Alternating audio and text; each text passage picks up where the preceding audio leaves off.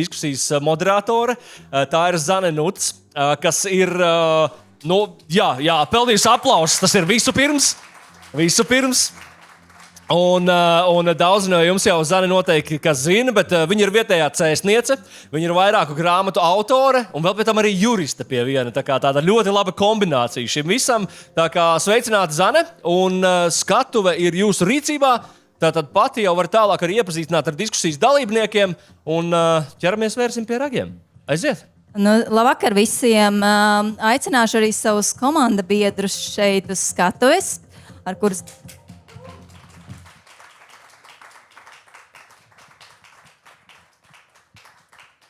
Un tad, pirmkārt, labvakar, nevis labdien, šajā vakar stundā parasti es jau guļu. Esmu no agrējiem gulētājiem, bet man prieks redzēt, ka vēl daži neguļ un ir atnākuši paklausīties. Ceru, ka būs interesanti. Man pašai jau ir interesanti. Un kāpēc mēs šeit esam?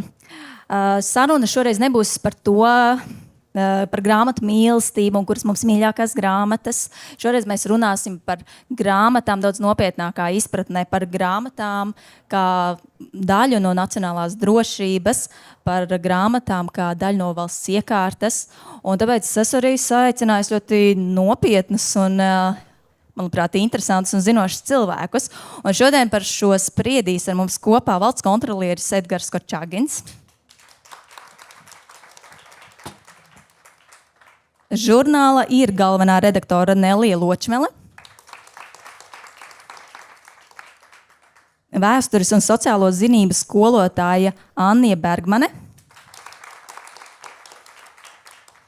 Latvijas Nacionālās bibliotēkas pētniecības un interpretācijas centra vadītāja Maija Trēli.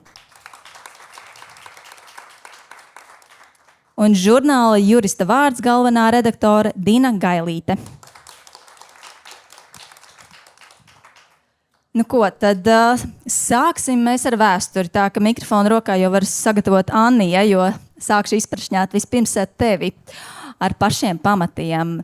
Vēsturē redzam, ka autoritāri režīmi bieži vien grāmatas ir izmantojuši kā līdzekli, lai gāstu režīmu. Un viņas ir dedzinātas, aizliegtas, cenzētas, ir bijuši tādi notikumi. Un vai tu vari pastāstīt mums, kāpēc un kādā veidā un kādi ir šie spilgtākie piemēri, ka vēsturē un kādi bijuši tie paņēmumi, kā tā demokrātija ir mēģināta grauta vēsturē? Jā, tev ir absolūta taisnība par to, ka autoritārie un totalitārie režīmi grāmatas ir viena no pirmajām lietām, pret ko tie vēršās. Jo grāmatas pārstāv un saista to sabiedrības daļu, kas ir spējīga domāt un šo režīmu domām un tātad, lai šie režīmi nostiprinātu savu varu, tā ir tā sabiedrības daļa, kas pirmā ir jāierobežo, tā daļa arī tiek ierobežotas grāmatas. Un no tiem spilgtākajiem piemēriem ir gan, protams, cenzūra un grāmatu aizliegums Padomju Savienībā, ko arī mēs Latvijā piedzīvojām, gan arī, piemēram, šī pat grāmatu dedzināšana, ko tu saki, kas notika nacistiskajā Vācijā 1933. gadā, uzreiz pēc tam, kad Hitlers nāca pie varas, un kas ir vēl biedējošāk, ka šo grāmatu dedzināšanu veica nevis paši nacisti, bet studentu organizācijas, kas atbalstīja viņus. Tas nozīmē, ka uzreiz jau šeit parādās, ka lūk, šī sabiedrības daļa, ko ir tik viegli iespaidot, kam grāmatas, acīm redzot, nav vērtība un kas paši uzrodās ar šo iniciatīvu grāmatas dedzināt. Un kāpēc tad šie te režīmi tā vēršās pret grāmatām? Jā, tāpēc, ka viņus biedē nevis ieroči, opozīcija ar ieročiem, bet opozīcija ar prātu un saprātu. Jo prāts un saprāts ir tas, kas šos režīmus var graut, šos autoritāros režīmus atkal var graut, ierobežot, un tas ir tas pirmais, kas ir jāiznīcina. Paldies tev liels, un Dinai, cilvēkam, kas arī, manuprāt, cik man ir zināms, brīnišķīgi pārzina valsts tiesību zinātni, un vai tu vari pastāstīt? Es domāju, tie, kas ir mācījušies vismaz pamatskolā, ir dzirdējuši, ka demokrātijas šūpuls ir senā Grieķija. Un savukārt lasīt prasme tādā masveidā attīstījies tikai 19. gadsimtā. Un kā tad tas ir iespējams, kad tas demokrātija radās tik ļoti, ļoti sen, kad lasīja tikai maza saujiņa elitāru vīriešu, Kad tā demokrātija tur varēja rasties? Varbūt tomēr to lasīšanu nemaz nevajag, lai būtu tāda tiesiska, demokrātiska valsts.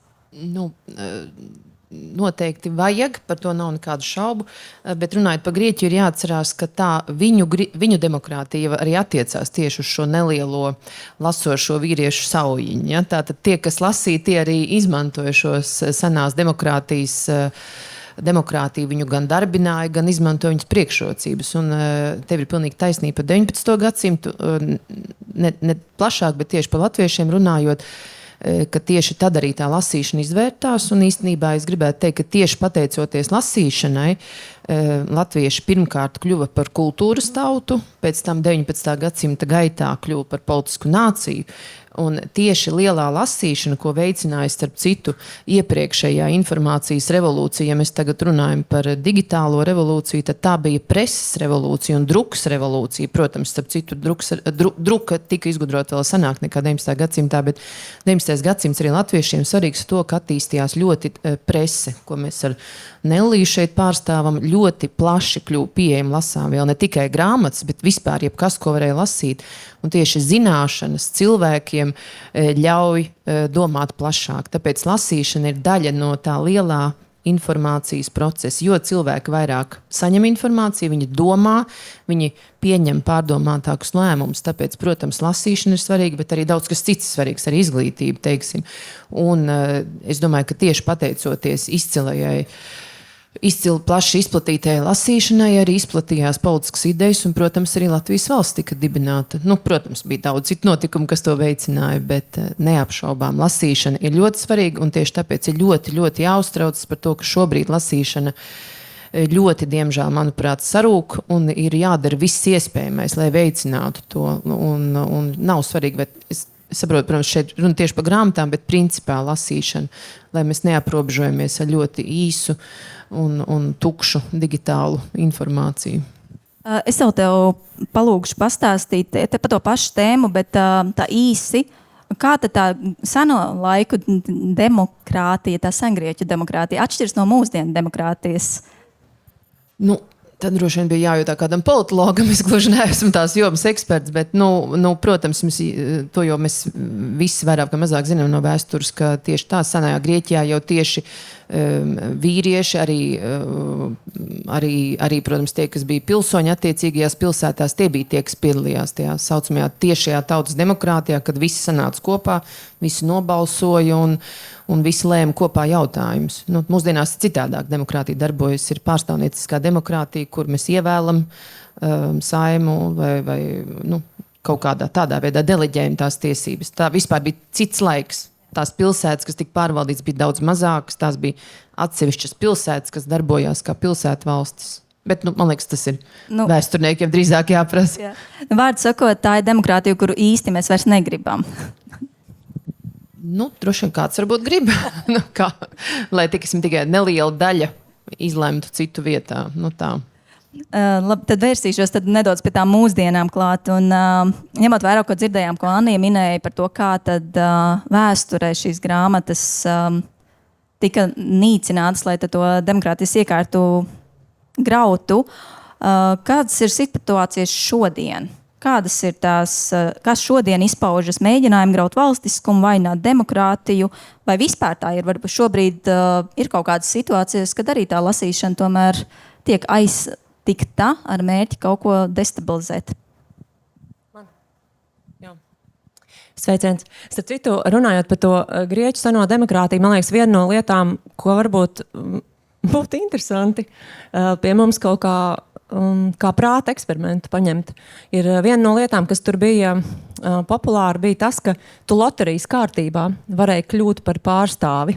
Un tas nozīmē, ka tev faktiski visu laiku jāsako līdzi, jo jebkurā brīdī tu vari būt tas, kas izvelk to lozi, un tev ir jākļūst par to deputātu, par to, kurš lemj. Un, man liekas, tas nav tas, kā mēs skatāmies, vai ne, mēs parasti ir kaut kā ļoti strikts tas nodalījums, vai ne, ir tie tautas pārstāvi, mēs viņus it kā ievēlam, un tad momentā uzreiz sākam ienīst.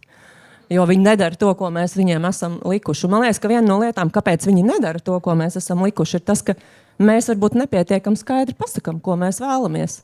Un ļaujam viņiem kaut kā tos 4 gadus tur tā ganīties. Un, protams, tādās senajās pilsētu valstīs tas nebija iespējams, jo līdzīgi tā kā mazās pašvaldībās visus pazīst, viss ir pārskatāms un tur, protams, citas problēmas. Bet šobrīd mūsu masu komunikācijas laikmetā, kad ir sociālie tīkli ir kļuvuši par pirmo avotu informācijai, no kurienes mēs uzzinām par to, kas notiek. Un, man liekas, ka tas ir tas lielākais drauds šobrīd arī demokrātijai. Tas, ka ir tik daudz viltus informācijas, nepatiesas informācijas. Jau 2016. gada vēlēšanas ASV, kurās Trumps pirmo reizi uzvarēja, tolaik Facebooks jau piefiksēja to, ka starp populārākajiem, es tagad varbūt sajaukšu, bet man liekas, starp 50 vai 20 populārākajām ziņām, kuras cilvēki bija patērējuši un dalījušies ar to, lielākā daļa bija nepatiesas. Un tas nozīmē, ka kā mēs kā pilsoņi varam kopīgi lemt par kaut kādu virzienu, jo mēs pat nezinām faktus, kur tad mēs tagad stāvam, kas ir patiesi un kas nē. Un es domāju, ka kopš 2016. gada tas, protams, ir gājis tikai vēl tālāk. Un otra bīstamā lieta, manuprāt, arī ko sociālie tīkli ienes, ir dzīvošana burbuļos. Tas, ka mēs faktiski vairāk saņemam un tā kā apstiprinam to, ko mēs jau domājam, pat varbūt nepārbaudot, necenšoties pārbaudīt, vai tas ir vai nav patiesi. Mums vienkārši patīk būt tajos burbuļos. Un tā polarizācija, kas notiek, viņa vienkārši ir pretēji. Jo demokrātija tomēr ir par to, ka tev ir vajadzīgs kompromiss. Pareizi, tev jābūt kaut kādai cieņai, savstarpēji jānotiek sarunai. Bet kā tu vari sarunāties cauri burbuļiem? Man liekas, tas ir tas lielākais izaicinājums. Un tas, par ko es esmu aizdomājusies šīs mūsu šodienas diskusijas sakarā, ir, mēs runājam par to lasīt prasmi tādā bišķi tā kā piepaceltā veidā par to demokrātiju. Bet īstenībā atcerēsimies, ka lasīt prasmi ir vienkārši pamats. Kā mēs vispār kā cilvēki spējam funkcionēt, aizstāvēt savas tiesības, cik mēs veseli būsim, cik mēs spēsim atrisināt savas problēmas. Un tas, ka OECD šie jaunākie pētījumi rāda, ka 1/3 pieaugušo principā ir viņu lasīt prasme ir 10-gadnieku līmenī, tas jau nozīmē, ka mēs nespējam pat elementāri savas lietas kārtot. Un ir skaidrs, ka 1/3 šo pilsoņu, kuru lasīt prasme ir tik zemā līmenī, ir ļoti grūti pat saprast un sakot līdz tai politiskajai diskusijai. Tāpēc, šī ir tāda realitāte, ko es nezinu, kā to var pagriezt atpakaļ. Komunikācijas speciālisti, eksperti šobrīd īstenībā runā par to, ka iespējams šī lasīt prasmes laikmets ir vienkārši tāds acu mirklis civilizācijā. Jo lasīt prasme vispārēji ir ļoti nesena. Salīdzinot. Mums vienmēr bijis arī Grieķijā, mums bija šī tā oratoru kultūra, kas ir pilnīgi savādāk un īstenībā ar televīziju, šobrīd ar sociālajiem tīkliem, šiem TikTok video, mēs esam atgriezušies kaut kādā ekstrēmā veidā atpakaļ pie šīs orālās kultūras, kas principā nav īsti savienojama ar analītisko domu, ar kritisko tādu argumentāciju, kas balstās tekstā, kuram tu vari izsakot, kur ir svarīgi noskaidrot patiesību. Tā patiesība vairs nav svarīga, mēs ar Trumpu to redzam. Vienkārši tas, kurš runā tajā mirklī, un viņš var runāt jebko. Tāpēc viņš, piemēram, nākošajā brīdī atkal var kaut ko pamainīt, un tas te publikai īpaši to neuztrauc. Tāpēc ir tas teiciens par viņu, ka tas ir pirmais tāds prezidents, kurš ir pēc lasīt prasmes, ja? Jo viņš vienkārši nelasa grāmatas, viņam ir vajadzīgs visādas grafiki un bullet pointi, lai viņš vispār varētu sakot līdzi lietām. Un tā kļūst par to mainstreamu. Un man liekas, ka tas, par ko mums ir jādomā, ir kā mēs šajā situācijā saglabāsim demokrātiju. Jo ir milzīgs risks, ka šie politiķi, tādi kā Trumps, tādi kā pie mums ir Šlesers, ja viņi iegūst varu, tad tā sistēma, ko viņi veido, ir tomēr tāds autoritārs. Viņi cenšas soli pa solim virzīties uz to. Un mēs vienkārši pazaudējot lasīt prasmi, nākošais, ko mēs varam pazaudēt, ir ir demokrātija, un tas, protams, iet roku rokā ar brīvībām. Jo mēs arī savu kaimiņos esam Ungārija, Polija, mēs esam redzējuši, ko tas nozīmē. Tā preses brīvība dramatiski nokrīt, sāk vērsties pret dažādām grupām. Es domāju, tas tiešām apdraud to veidu, ko mēs esam, domāju, varbūt pieņēmuši šobrīd kā pašsaprotamu. Un tas galīgi nav pašsaprotami. Tāpēc es ceru, ka varbūt tālāk, ejot uz priekšu, mēs varētu apmainīties ar kādām idejām, ko tad darīt. jo tā realitāte tur ir. Jā. Nu, tiešām skatījos Reuters institūta jaunāko to digitālo ziņu apskatu, kurā ir skaidrs, tas klikšķis ir noticis. Šobrīd tieši sociālajie tīkli ir kļuvuši par galveno veidu, kā cilvēki vispār saņem informāciju. Visi mainstream mēdī, lai kā mēs viņus kritizētu, viņi vienkārši vairs nav svarīgākais avots, pat televīzija, kas jau ir šis te ārpus teksta esošais mēdījis, jau ir arī norietoši. Tāpēc kā šajā situācijā uzrunāt tos cilvēkus, 10-gadniekus? Principā tas ir jautājums, kā turpināt demokrātiju, kurā trešdaļa ir 10-gadnieki, pieaugušie. Ja? Mēs bērnus neskaitam. Jā, man liekas, tas ir tas jautājums.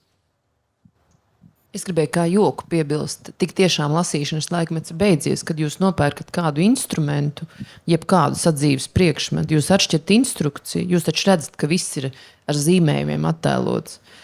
Vairs nav teksta. Pat tiešām sadzīves priekšmetu skapīšu saskrūvēšanai nav teksta ar zīmējums. Jūs saprotiet, tas tiešām ir spilgta liecība tam, ka no teksta mēs attālinamies. Un, jā.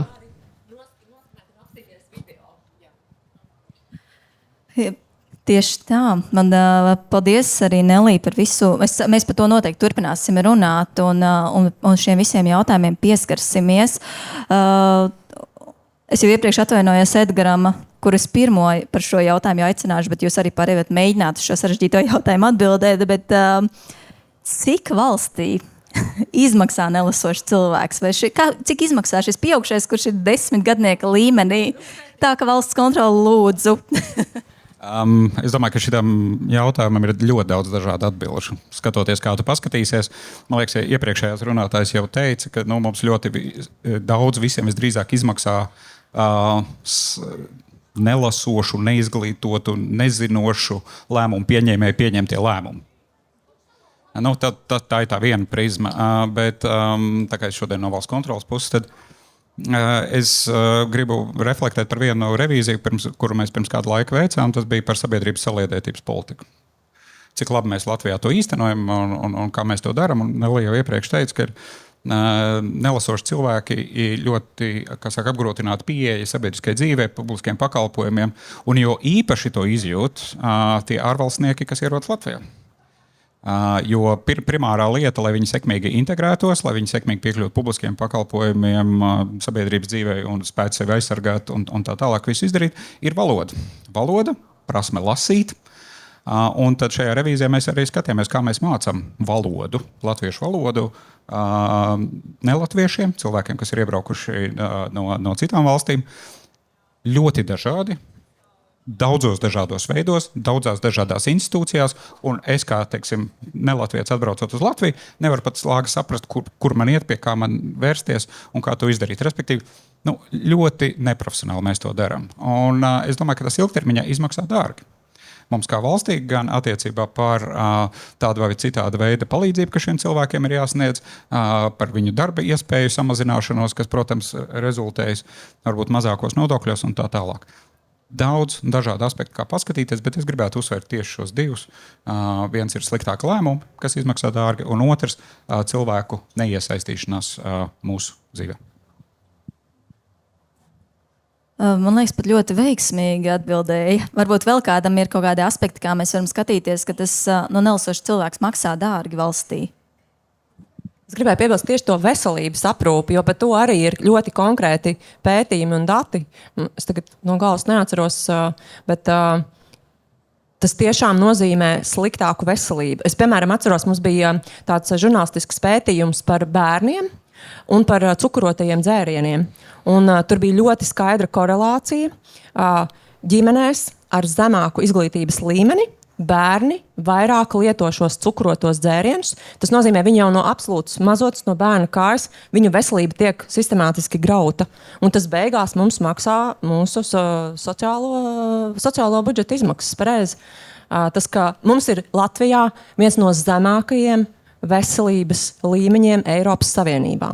Vislielākā problēma, kas mums ir vīrieši, kuri mirst pāragri.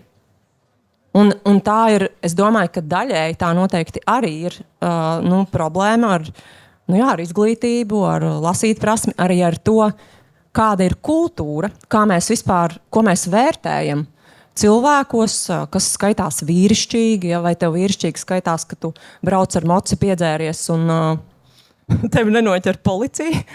Vai, vienkārši tam ir ļoti praktisks sekas. Tiešām tas, ka mūsu sabiedrībā tu zaudē darbspēku, daļ tā, ka šie cilvēki vienkārši pārāk agri nomirst, un viņa veselība ir tik briesmīgi sabeigta, ka tas ir milzīgs sloks mūsu budžetam. Un ja mēs to spētu mainīt, mēs uzreiz jau atbrīvoties šie līdzekļi, kurus tad mēs varētu tērēt kaut kā sakarīgāk. Jo, kas tad ir? Veselība ir viens no pamatresursiem. Pareizi, tad, kad katrs, kurš ir saslims, zina, ka tad visi pārējie sapņi sabrūk un paliek.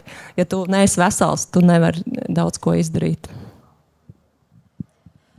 Ko, Maija, tu kā Latvijas Nacionālās bibliotekas pārstāvis vari pastāstīt? Jūs arī visvairāk pētat tos lasīšanas paradumus, kāda vispār mums Latvijā ir. Mēs dzirdējām, izklausās īstenībā diezgan skarbi. Bet kā tas ir varbūt no bibliotekas puses, varbūt cik smagi ir, varbūt nemaz nav tik, un kādi vispār ir tie rīki vai iespējas, kā to var uzlabot šo situāciju vai glābt šo situāciju, vai ir kāda cerība? Jā, paldies. Man liekas, ka iezīmējās jau iepriekšējo runātāju stāstītajā gan tā vēsturiskā dimensija, mazliet gan tā šodienas situācija. Un mēs Latvijas Nacionālajā bibliotēkā esam īstenībā tādā arī starptautiski diezgan unikālā situācijā, jo mēs pētām gan lasīšanas vēsturi, gan lasīšanas šodienas paradumus. Un tas iedod mums to iespēju skatīties tā kā ilgtermiņā un arī varbūt neizdarīt kaut kādus tādus straujus secinājumus tikai no kaut kādiem šodienas skaitļiem un arī saprast to, ka tas process arī, kā jau minēju, tas tiešām ir mainīgs un tas veids, kā cilvēki ir lasījuši, tas nav tāds, man liekas, lielākā kļūda ir pateikt, ka tagad, redz, mēs nelasam un agrāk visi, tad bija tas zelta laikmets, kad visi lasīja. Jā, protams, 19. gadsimtā lasīt prasme un lasīšana kļuva par tādu masveidīgu parādību, bet pirms tam bija ļoti ilgs laiks, kad lasītājs skaits bija ļoti neliels, kad lasīja skaļi priekšā, lasīja skaļi arī tie, kas lasīja paši sev. Un tā kā, tas ir process, kas mainās, un šobrīd mēs esam brīdī, kad arī notiek milzīgas pārmaiņas. To nevar noliegt jau tas, ko iezīmē Nelī. Arī ar visu šo te digitālo pasauli, ar visiem šiem te arī sociālajiem tīkliem, kas pilnīgi izmaina to veidu, teiksim, kā mēs lasam, kā mēs iegūstam informāciju, kā mēs tiekam līdz kaut kādām nopietnākām zināšanām. Arī tas, kā mums ir vairāk jādomā par to, kas šī lasīšana ir. Jo man liekas, ka šis ir tas brīdis, kad mums ir jāapzinās, ka kaut kādas lietas, kas varbūt, piemēram, man augot, kas bija tā kā pašsaprotams, tur mācoties lasīt vai, teiksim, iegūstot kaut kādu informāciju, man bija jāizmanto, teiksim, grāmatas, man bija jālasa, tādā, tomēr lineārā veidā. Labi, mēs visi tur šmaucāmies kaut ko, nezinu, tur no kaut kādiem kopsavilkumiem kaut ko mēģinājām, bet tas ir pilnīgi kaut kāds cits ātrums, pilnīgi cits informācijas iegūs veids nekā tagad. Un tad, kad tagad vēl ir kā jaunais spēlētājs, mākslīgais intelekts, tas ir vēl milzīgs pātrinājums. Un tā ir pilnīgi kaut kāda cita arī šī komunikācija, ar informāciju, komunikācija ar tekstu. Un tie ir, protams, jā, tur ir daudz kaut kādu ērtību, un tur ir ļoti, ļoti daudz risku. Un ar tādiem mūsdienas lasīšanas paradumiem īstenībā mēs Latvijas Nacionālajā bibliotēkā pētniecībai pievērsāmies Covid laikā, vienkārši arī pamanot to, ka kaut vai sociālos tīklos, jā. Mēs pamanījām to, ka cilvēki raksta, tagad mēs tur, var sakot, tagad būs laiks lasīt grāmatas, beidzot. Tagad mēs tur lasām citam priekšā, viss šīs te aktieru priekšā lasīšanas akcijas. Un, protams, tas, ka būs vairāk laika lasīt, kā mēs zinām, tā izrādījās ilūzija. Mēs nonācām kaut kādā pilnīgi citā ritinī, bet tas bija tas laiks, kad mēs sapratām, kaut kas mainās, kaut kas ir jāsāk tā kā sekot, jo mēs neesam tikai vieta, kas kolekcionē, teiksim, grāmatas, kas veido šo valsts nozīmes kopējo krājumu vai kas izsniedz grāmatas, bet mums ir svarīgi tiešām arī tādā dziļākā nozīmē, kas notiek ar šo te lasīšanu. Un tie bija tādi pirmie pētījumi, bet tagad, jā, mēs 2024. gadā veicām tādu pirmo reprezentablo tiešām nacionāla mēroga lasīšanas paradumu pētījumu, pieaugušo uzreiz arī precizēšu no 18 līdz 75 gadiem. Un tiešām, lai vienkārši izsakotu, lai tas nav tā, ka mums ir kaut kādas emocijas, ka tur lasām, nelasām, visi paliekam dumjāki vai tam līdzīgi, lai iegūtu šos te reālos datus. Jo tas sistemātiski nav ticis Latvijā darīts, ir bijis padomju okupācijas laikā kaut kāda pētījuma, tad bija 2017. gadā Kultūras akadēmija veica grāmatlasīšanas paradumu pētījumu, bet principā mums nav tā, ka mēs varam izsakot pa gadiem. Un tagad mēs to mēģinam mainīt. Un tas, jā, tie dati, ko mēs ieguvām, ja mēs skatāmies, teiksim, tādā grāmatu lasīšanas, jo tas bija arī, mēs protams, interesējamies par grāmatām, bet arī saprotot visu to šodienas pasauli, mēs skatāmies arī digitālo lasīšanu, informācijas iegūšanu, mēdīju patēriņu un arī tādu grāmatu kultūras jautājums vai vispār lasīšanas kultūras. Tad, ja jautājums ir par šo te grāmatu lasīšanu, tad es burtiski tagad neanalizējot kaut kādās detaļās, vienkārši pateikšu, 31% cilvēku, teiksim, tajā aptaujas brīdī, viņi teica, aizvadītā gada laikā viņi nav izlasījuši nevienu pašu grāmatu. Ja mēs salīdzinām ar to pašu 2017. gada Kultūras akadēmijas pētījumu, tur bija 23%. Tātad mēs redzam, ka šajos te no 17. līdz 24. gadam, tie ir 7 gadi, ir pieaudzis par 8%. Tas ir diezgan daudz. Jā, mēs varam paskatīties vīrieši, sievietes. Vīrieši lasa mazāk, diezgan krietni. Teiksim, sievietes nelasītājs 21%, vīrieši 41%, kas nav lasījuši nevienu grāmatu, jā, tas, ko Nelija minē. Par informācijas ieguvu sociālajiem tīkliem. Tur paskatoties, mazliet smalkāk panalizējot datus, zemāks izglītības līmenis, sociālajie tīkli vairāk dominē. Teiksim, protams, ka interneta resursi dominē. Mēs prasījām, teiksim, par šiem interneta, teiksim, portāli. Mums tad bija sociālajie mēdī, kā šis ieguvas avots. Ja ir augstāka izglītība, teiksim, tad ir vairāk šie portāli. Zemāka izglītība, tad ir sociālie tīkli. Un tur ir tie dezinformācijas riski, protams, ir milzīgi. Un, ja mēs tādā lielākā, teiksim, skatāmies vispār par to problemātiku, kā par to runā, teiksim, arī starptautiski, kas ir vispār tie virzieni, par ko mēs domājam. Viens tas izteiktais ir par dziļo lasīšanu, kas ir saistīti, pamatā ar grāmatām, ar sarežģītiem tekstiem, ar gariem teikumiem, sarežģītām domām, ar kaut kādu arī, kas ir, ja mēs runājam par valstiskumu, ja mēs runājam par Latviju, es domāju, ka latviešu valoda, tas ir arī satversmē rakstīts. Tas ir viens no mūsu, vispār pastāvēšanas nolūkiem. Ja mēs skatāmies uz vārdu krājumu rakstītajā valodā vai mutvārdu valodā, rakstītajā valodā tas ir daudz lielāks. Rakstītajā valodā mēs varam daudz sarežģītāk izteikties. Lasot sarežģītus tekstus, tas ir laika palēninājums. Un, līdz ar to tas ir viens, kur mēs vienkārši runājam par to, ka tas ir apzināti jātrenē jau. Līdzīgi kā mēs agrāk arām lauku un fiziski trenējāmies, un tagad mēs lielākā daļa to nedaram un ejam uz sporta zāli, līdzīgi ir ar lasīšanu. Agrāk mēs lasījām, jo mums nebija cita, grāmata, mums nebija cita veida, kā to darīt. Tad tagad par to mums ir jādomā, līdzīgi kā mēs domājam par savu fizisko veselību. Otrs ir tas arī, ko Nelija iezīmē, teiksim, caur šo veselības aspektu. Tas ir dažādas cilvēku iespējas realizēt savas tiesības īstenībā, pamattiesības.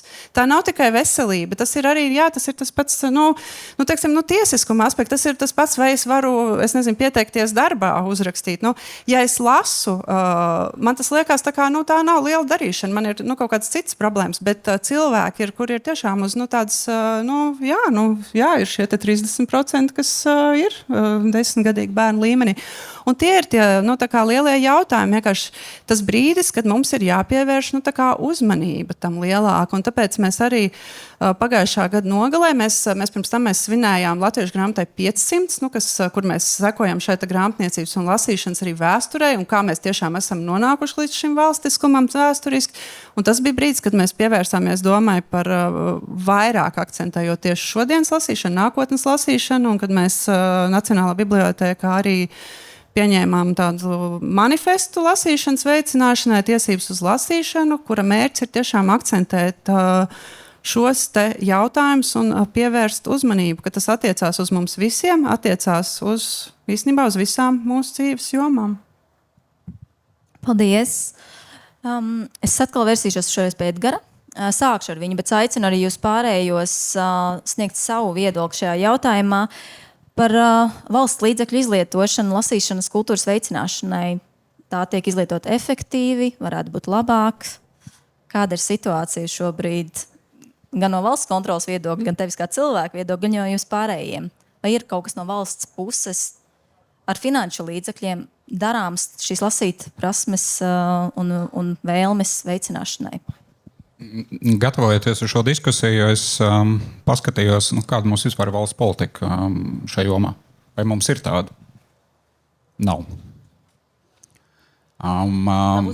Nav uzrakstīta. Ir virkne aktivitāte, tieši Nacionālā biblioteka ir tā, kas ir visaktīvākā.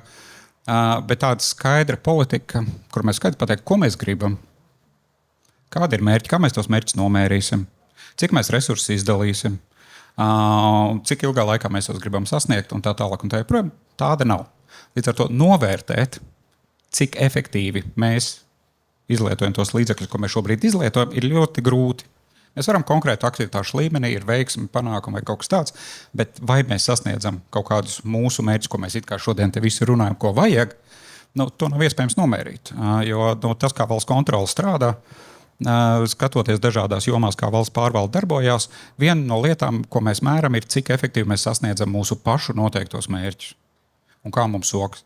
Un vai tas, kā mēs darām, dod mums pamatu domāt, ka mēs šos mērķus sasniegsim. Attiecībā par lasīšanas veicināšanu to šobrīd nav iespējams novērtēt. Jā, ja es varu papildināt no skolas, no izglītības puses arī par šo te valstisko domāšanu un finansējumu. Absolūti piekrītot tam, ko Maija teica par to, ka lasīt prasme mūsdienās ir atkal tāda kārtīga prasme, kas ir jāmāca un jāattīsta. Manuprāt, arī izglītības nozarē nedaudz pietrūkst par to tāda izpratne un tā apzināšanās, ka jā, mēs esam tādā situācijā šobrīd, ka mums ir jāsaprot, ka bērnam arī pamatskolā ir jāmāca lasīt, ir jāmāca stratēģijas, kā lasīt tekstu, kā strādāt ar tekstu, kas ir teksts.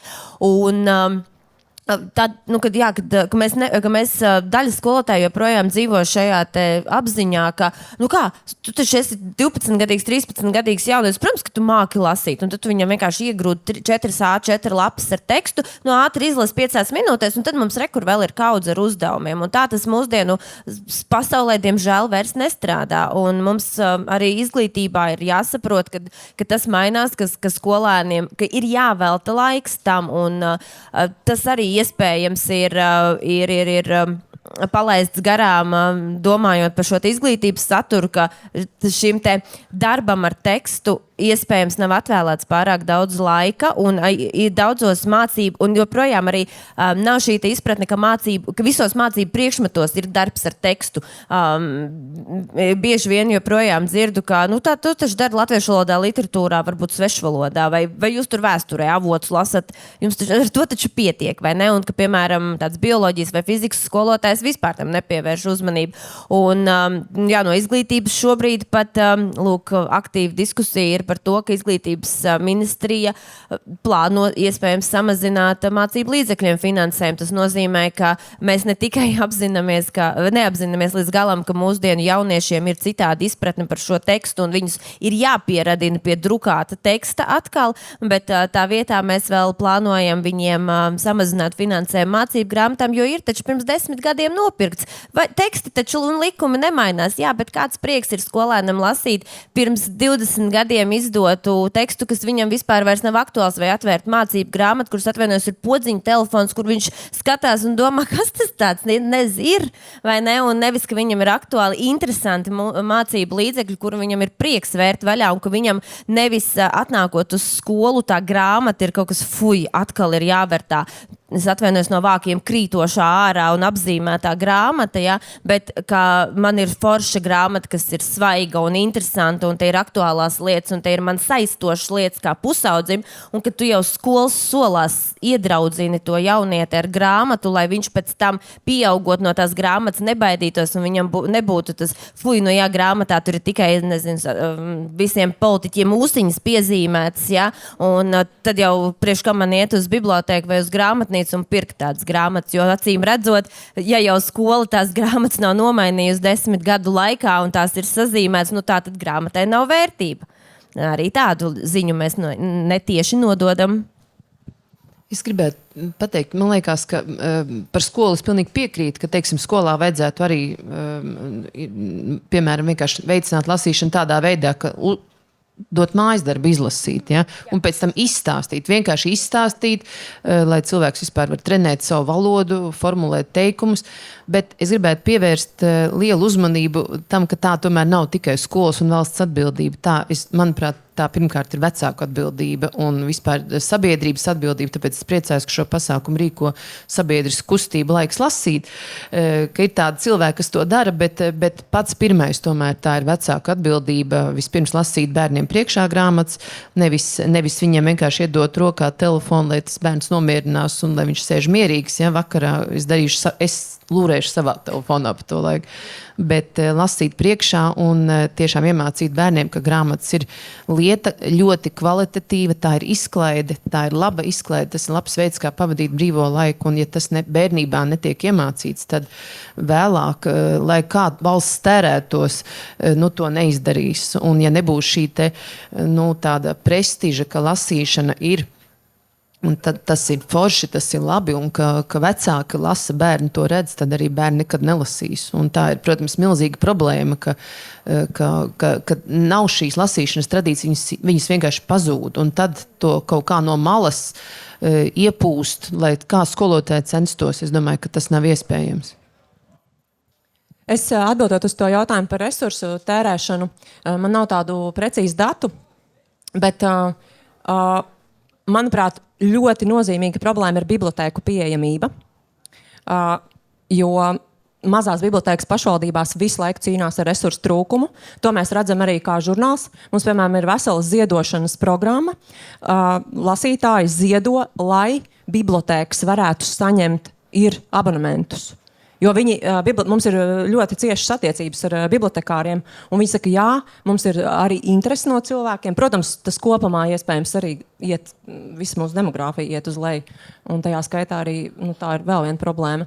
Bet nav naudas. Visu laiku viss tiek aiztaisīts, nogriezts, laiki tiek nogriezti. Starp citu, man pašai bija vakar pieredze. Es aizgāju uz Nacionālo bibliotēku, jo man vajadzēja specifisku grāmatu, kas ir izdota pirms 20 gadiem, un es biju šokā. Nacionālā bibliotēka strādā līdz 5. Svētdien vispār ir cieta. Es prasu, kas notiek? Viņi saka, jūlijā un augustā ir mums tāds kaut kāds grafiks tāds. Jā, cilvēki ir dusmīgi, bet ko lai dara? Bet man liekas, tas ir kaut kāds nonsens. Tas, acīm redzot, ir resursu trūkums.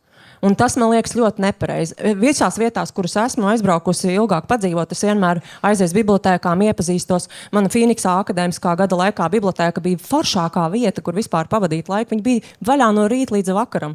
Man bija viens komandējums uz Somiju.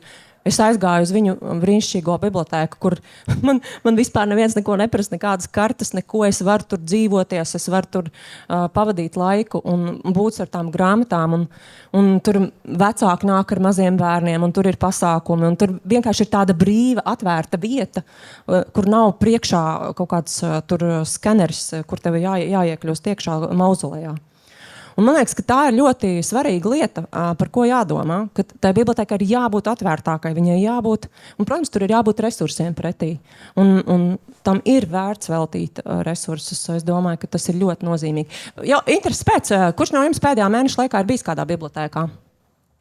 Ļoti daudz, super, ļoti labi. Man tiešām prieks, jā, ļoti labi. Jā, super. Jā, man liekas, bibliotēkas ir tā vieta, jo atcerieties, mums ir ļoti liela sociālā nevienlīdzība. Daudzi cilvēki nevar atļauties.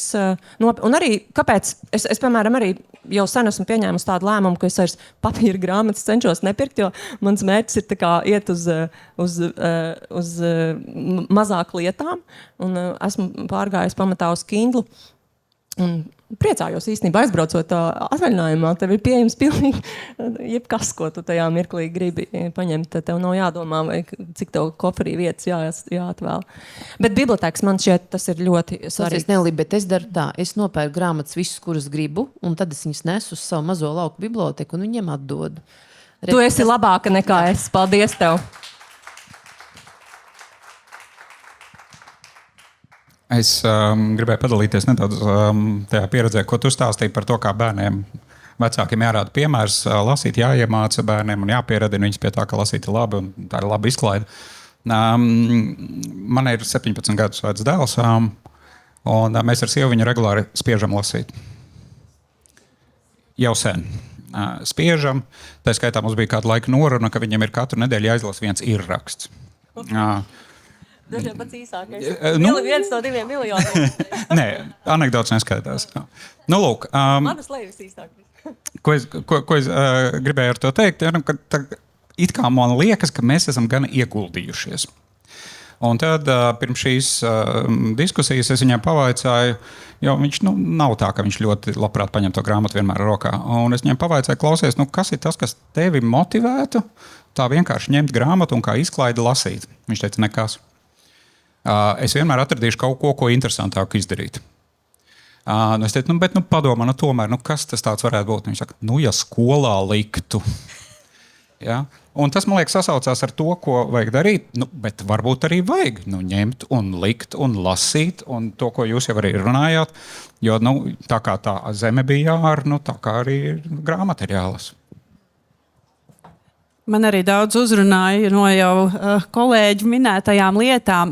Viens ir par šo te lasīšanu ģimenē. Mūsu aptaujas dati arī liecina, ka tiem, kuriem tika lasīts bērnībā priekšā, viņi ir ievērojami. Tas tiešām ir sakrustojot datus, var redzēt, ka no tiem ir daudz mazāk šo te nelasītāju. Tur arī bija tas, ka 40% ir nelasītāji tie, kuriem nelasīja, un 20% ir tie, kuriem lasīja. Tā kā joprojām ir, tas nevar teikt, ka tas būs vienmēr tas super drošais paņēmiens, bet tomēr labāk ir lasīt. Un mēs ne tikai veicam tādus kvantitatīvos pētījumus, bet arī strādājam ar atsevišķām grupām. Mums tagad šī gada jaunums ir tāds lasīšanas laboratorijas, arī viena pētniecības projekta ietvaros, kur mēs tiešām sarunājamies ar cilvēkiem par viņu lasīšanas paradumiem. Un tur man arī vienkārši tas par to spiešanu bērniem lasīt, kur arī viena dalībniece teica, jā, viņa arī ļoti neveiksmīgi un ļoti ilgi un tam līdzīgi. Un tad arī tādā, tajā 11 gadnieku vecumā tas bērns beidzot sāka lasīt, bet vienīgi tā problēma bija tas, ka viņai nepatika, protams, tas, ko tas bērns lasīja. Tā kā, līdz ar to mēs varam teikt, cerības ir, nepārtrauciet, bet ļoti iespējams, ka jums tas nepatiks, tas rezultāts citu iemeslu dēļ. Jā, noteikti, ka ģimenē sākas ļoti daudz, kas, un arī tas, ko mēs arī ar to pašu lasīšanas manifestu teicām, un ko es pati arī saku, sāc ar sevi, jo, man, piemēram, arī darbojoties šajā te lasīšanas nozarē, un esot it kā tik cieši saistītā, es arī piedzīvoju lasīšanas grūtības, un tas, ar ko es sāku, vienmēr ir sāku ar sevi. Bet vienmēr vajag atcerēties, ka, piemēram, es arī domāju par to, es esmu izdevīgā situācijā. Es esmu augusi ģimenē, kur lasīju, man bija pilns ar grāmatu plauktiem. Ir ļoti daudz cilvēku, kas neauga šādās ģimenēs. Ir daudz cilvēku tiešām ar lasīšanas grūtībām. Man pašai ir bijusi pieredze, teiksim, apmeklējot arī cietumu un dzirdot, kā tur lasa sievietes.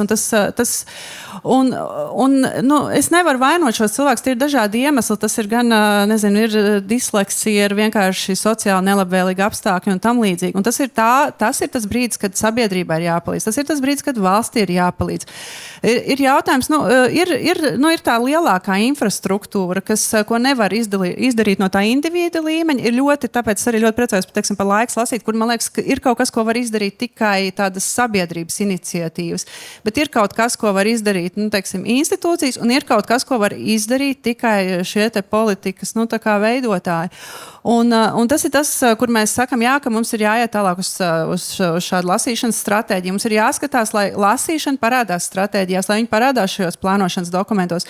Jo tas, kas tagad parādās un ļoti fragmentāri ir, tur ir dažādas pratības, kas arī ir svarīgi, bet tā ir tāda maza, tas ir viena, odziņa no tā ķekara, un netiek vairs, skatīts viss tas lasīšanas fenomens, kopumā, holistiski. Man liekas, tas ir kaut kas, uz ko mums ir jāmēģina atgriezties. Jo mums ir jādomā arī, piemēram, par cilvēkiem, kam ir arī diasporas cilvēki. Un ir šīs te pašas lasīšanas žūrijas bērniem, jauniešiem, un viņas var saņemt šīs te grāmatas. Bet ir jādomā, ir daudz, kur pasaulē šie te grāmatu starti, kur arī bērnam jau piedzimstot tiek iedots slimnīcā, tiek iedots mammai soma, kur ir šī te grāmata, jo jāsāk lasīt, un tas ir pluss, ka tikmēr, kamēr viņš nerunā un neko nesaprot, viņam var lasīt arī to, ko tu pats gribi lasīt. Īstenībā galvenais ir lasīt vienkārši.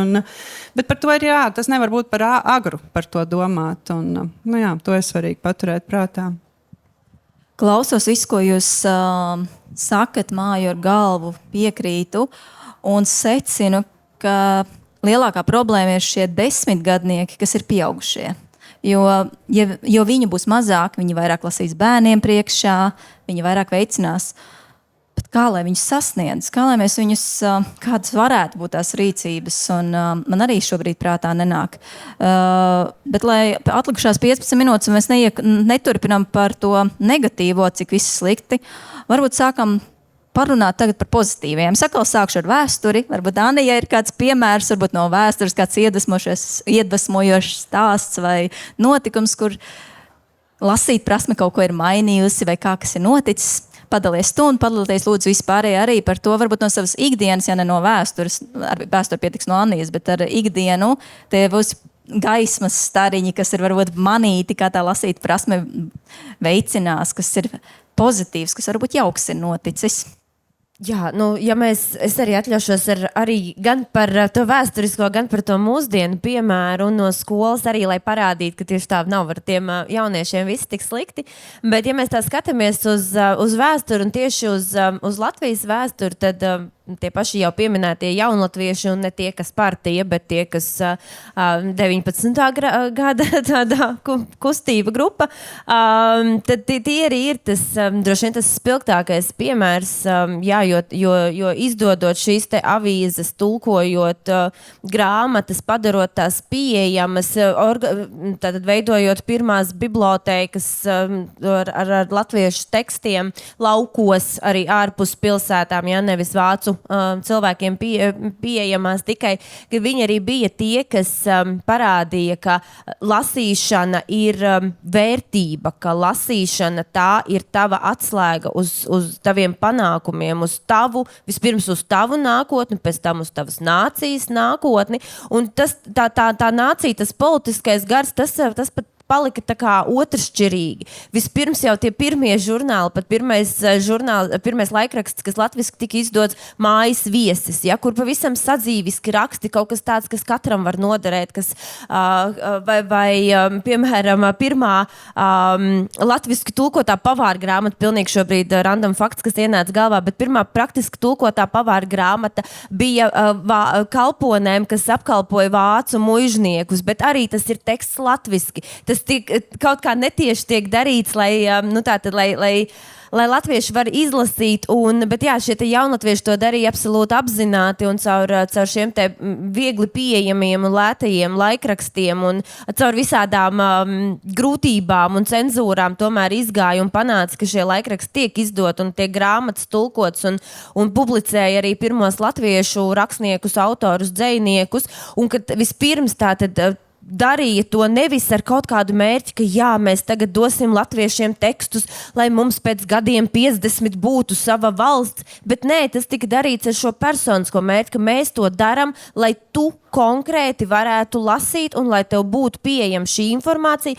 jo vēsturiski tas arī ir tas pamats, kad kamēr vien cilvēks vai nu valodas barjeras dēļ vai savu zināšanu dēļ neprata izlasīt likumu, līgumu, jeb kādu tekstu, viņš bija viegli manipulējams, jo tev ir vajadzīgs kāds cilvēks, kas tev izskaidro, vai tas ir tavs muižnieks, vai tas ir mācītājs, vai tas ir kāds cits augstāks stāvošs cilvēks, bet jaunatvieši bija tie, kas iedeva šiem cilvēkiem brīvību.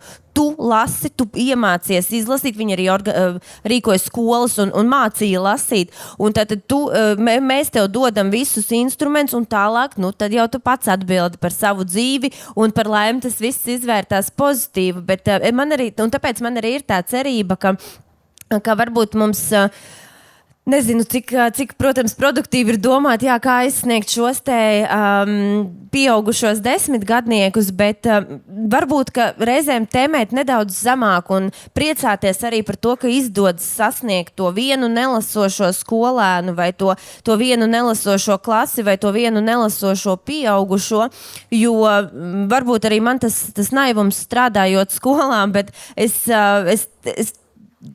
kaut kā mēģinu aprobežoties no tā, ka man noteikti lielākajai daļai klasē skolēniem viņi mājās nelasa, bet tas mani neattur katru gadu viņus sveika. Hei, tagad mēs stundā lasīsim veselu nodaļu no Meža meitām no grāmatas. Gribat jūs to vai nē? Tā jūs pavadīsiet savas nākamās 40 minūtes, un mēs vienkārši katrs lasam šo te tekstu caur nopūtām un vēl kaut ko, bet varbūt, ka tā arī ir tā atslēga, ka teiksim, jauniešiem ļaut izvēlēties, ko viņi lasa, jo mums ir arī daudz šīs sarunas par obligāto literatūru un Facebookā arī tagad ir pilns ar diskusijām, kā tā var būt, ka mana skola nav iedevusi obligātās literatūras sarakstu, kā tad es tagad zināšu, ko manam bērnam dot lasīt. Un tad ir tas, tad jums ir skaists pirmais gājiens, iespējams, kopā uz bibliotēku, kur izvēlēties, ko tad lasīt un kas tad tavam bērnam galā interesē.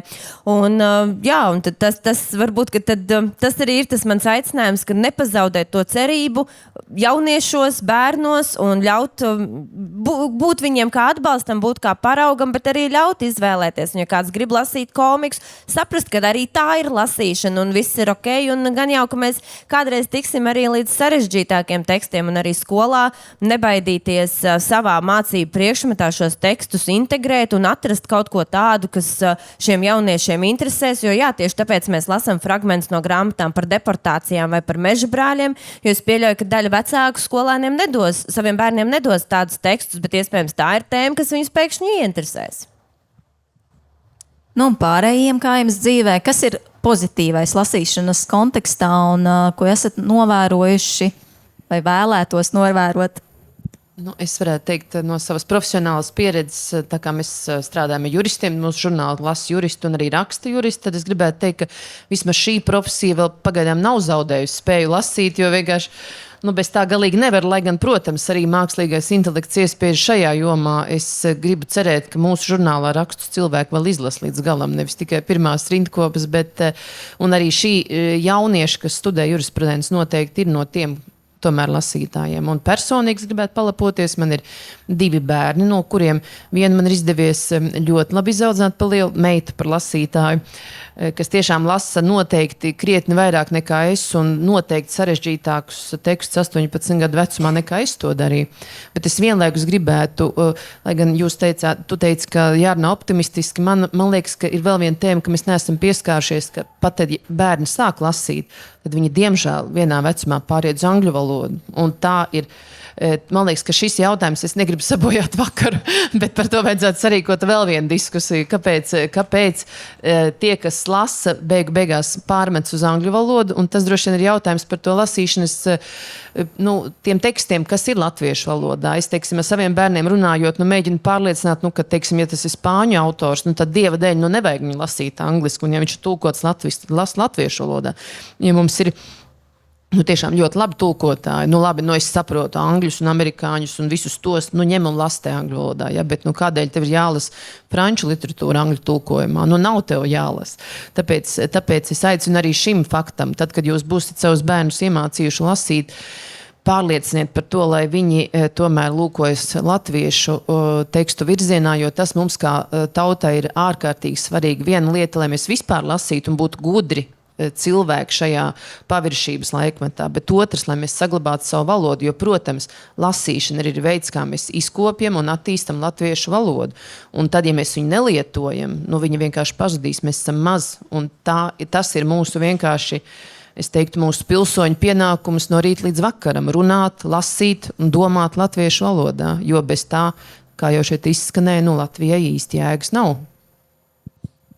Man varbūt no manas profesionālās prizmas tāda pozitīva sajūta ir par to, ka, un tāpat nav sajūta, arī skaitļi to parāda, cilvēki arvien vairāk lasa valsts kontroles ziņojumus. Pilnīgi nopietni.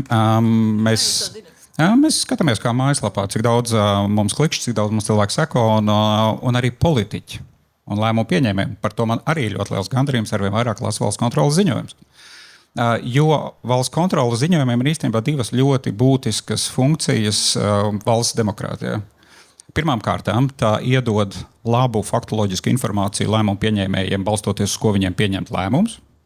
Daudz kvalitatīvāks lēmums, kas der mums visiem.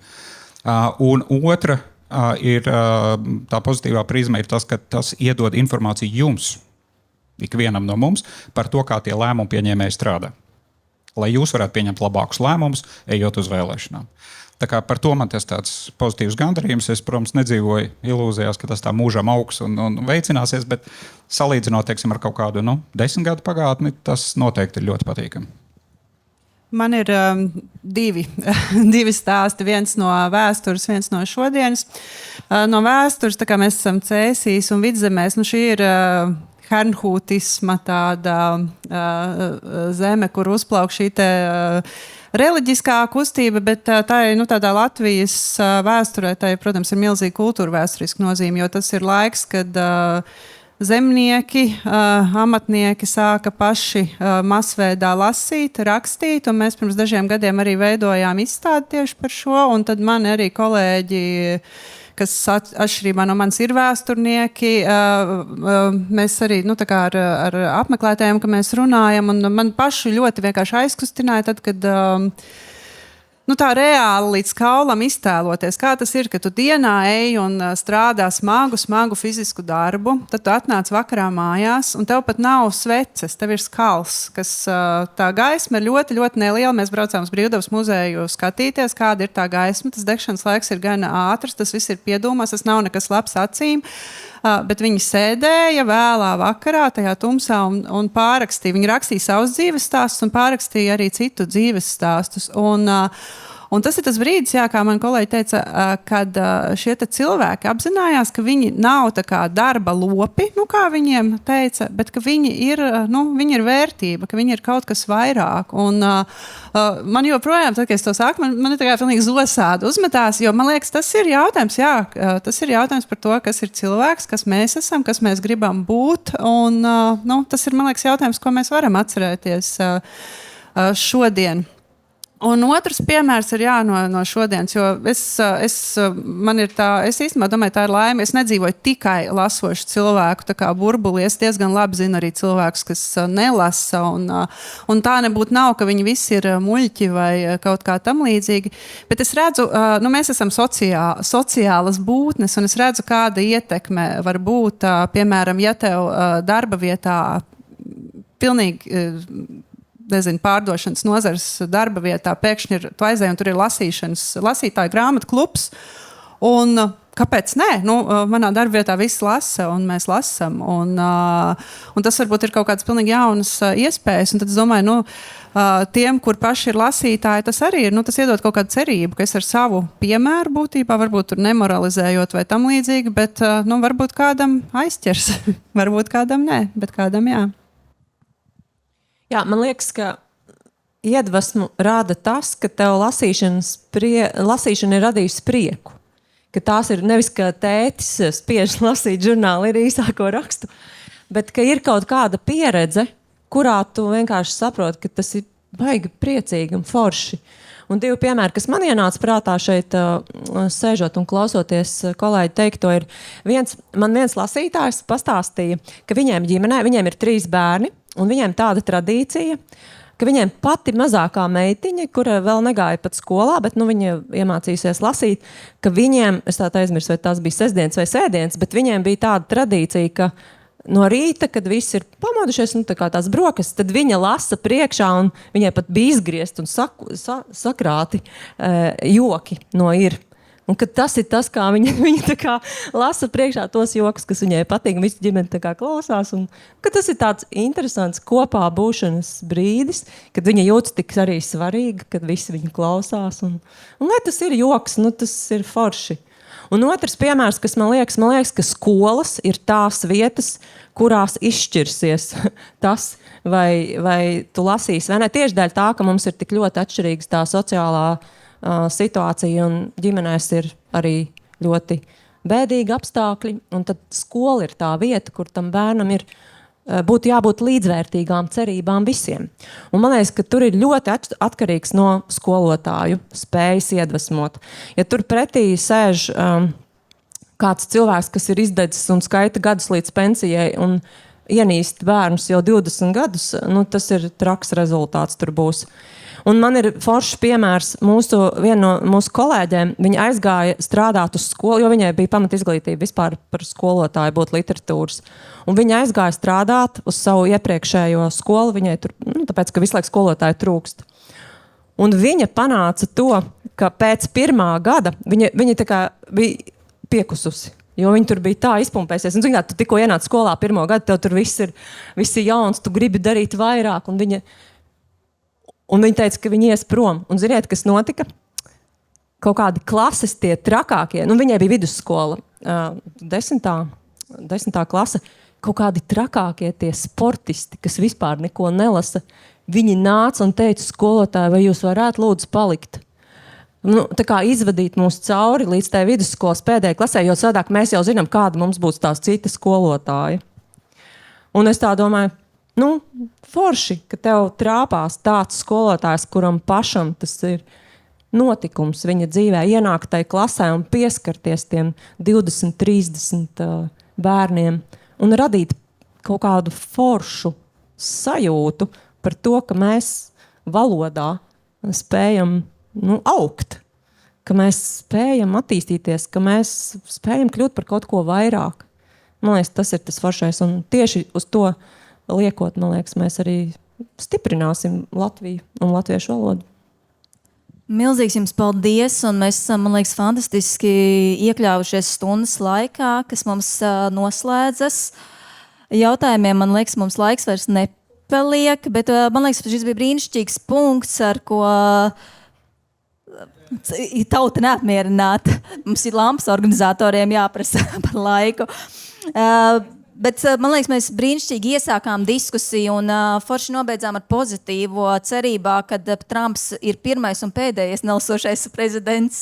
Cerībā, ka turpinās augt valsts kontrolas ziņojumu lasītāju skaits un cilvēki arī lasīs komiksus un iedvesmos savus bērnus un mums paliks mazāk 10-gadīgi pieaugušie. Un ejiet mājās, iedzert kafiju, neiet gulēt, bet lasat grāmatas. Un paldies jums visiem. Pirmkārt, milzīgs prieks redzēt, ka 10. vakarā, ka kaut kur tur skan mūzika, jūs varat iet balēties, bet jūs esat šeit, jūs klausāties par lasīšanu, jums rūp šī valstiskums, demokrātija un vispārējais. Un milzīgs paldies, ka šeit bijāt. Es vienīgo, ko varu lūgt, varbūt šiem cilvēkiem vismaz 2 minūtes uzkavēties, nemukt, ja kādam ļoti gribas kaut ko uzdot jautājumu, tad pieiet pie viņiem. Un paldies jums vēlreiz, aplausi un savukārt.